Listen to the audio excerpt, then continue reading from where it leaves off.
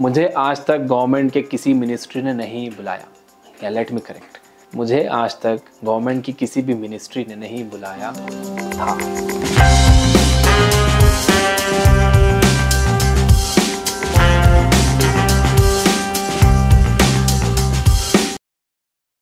1996 में मैं पहली बार दिल्ली गया था और उसके बाद सीधा 2022 में यानी पिछले साल करीब 26 साल बाद मैं दिल्ली गया था, जब संदीप महेश्वरी सर ने मुझे बुलाया था उनके शो पे। मुदस्सिर खान।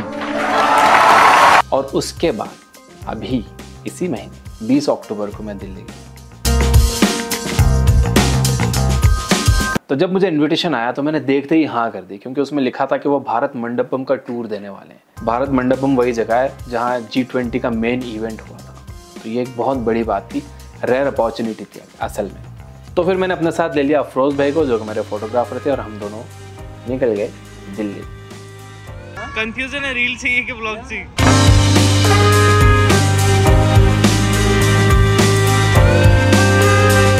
वहाँ जाके मुझे पता चला कि उन्होंने देश के टॉप 45 क्रिएटर्स को ही बुलाया था और उसमें एक मेरा।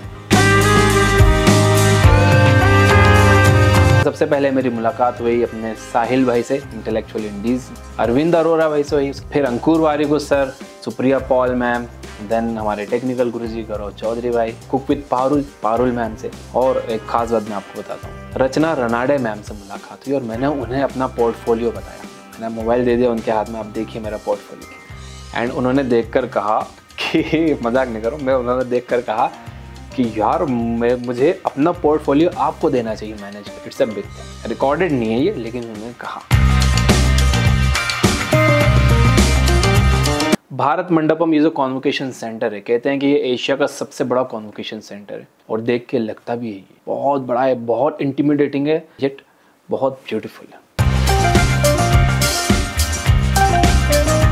मीटिंग उसी हॉल में हुई जहाँ पर G20 का मेन इवेंट हुआ था, एंड वहाँ अपना नाम भी लिखा हुआ। Big thing. यहाँ पर मैंने डेवलपर्स कम्युनिटी की तरफ से एक बड़ा इंपॉर्टेंट इश्यू रखा है। मैंने वहाँ कहा कि यार मैं आपका एक मोनोपोली की तरफ ध्यान दिलाना चाहता हूँ जो मार्केट में चल रही है। अगर किसी ऐप डेवलपर को आज ऐप पब्लिश करना है तो उसके पास दो ही ऑप्शन है, या तो वो गूगल प्ले स्टोर पर पब्लिश कर सकता है या फिर एप्पल के ऐप स्टोर पे।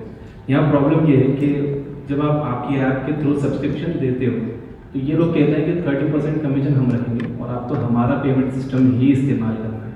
ये मोनोपोली खत्म होनी चाहिए, क्योंकि दूसरे पेमेंट गेटवेज भी हैं, जैसे कि रेजर पे है, पेयू मनी है, पेटीएम है, इंस्टामोजो है, और भी हैं।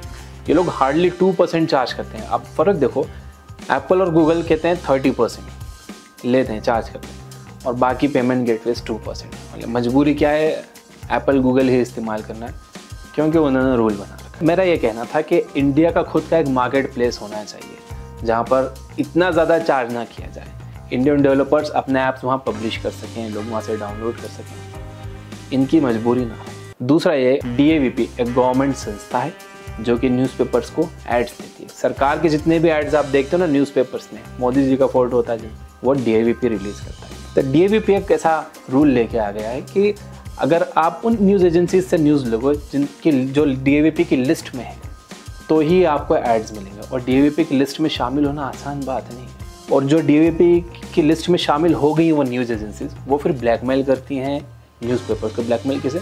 हाई चार्ज करती हैं। जो स्मॉल और मीडियम न्यूज़पेपर्स हैं उनके लिए बहुत मुश्किल हो गया सर्वाइव करना, उन्हें एड्स नहीं मिलते DAVP के, जब तक कि वो उन न्यूज़ एजेंसीज से न्यूज़ नहीं लेते जिन्हें DAVP ने मान्यता दी है।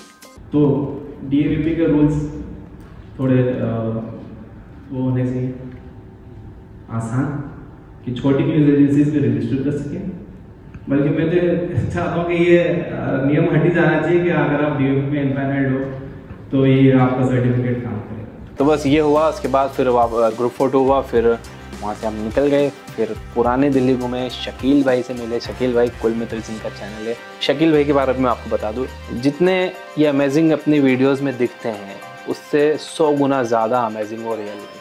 And he is the example of, क्या कहते हैं, प्रैक्टिस व्हाट यू प्रीच। जो वो सिखाते हैं ना वो प्रैक्टिस करते हैं। शकील भाई से मिलकर तो मेरा जाने का दिल ही नहीं हो रहा था। मेरी फ़्लाइट थी सुबह 5 बजे, लेकिन मेरा दिल हो रहा था यार बस बातें करते रहो शकील भाई से। उसके बाद फिर हम निकले, भागते दौड़ते वो वापस फ्लाइट में बैठे और औरंगाबाद वापस आ गए। ये था कुल मिला के पूरा टूर।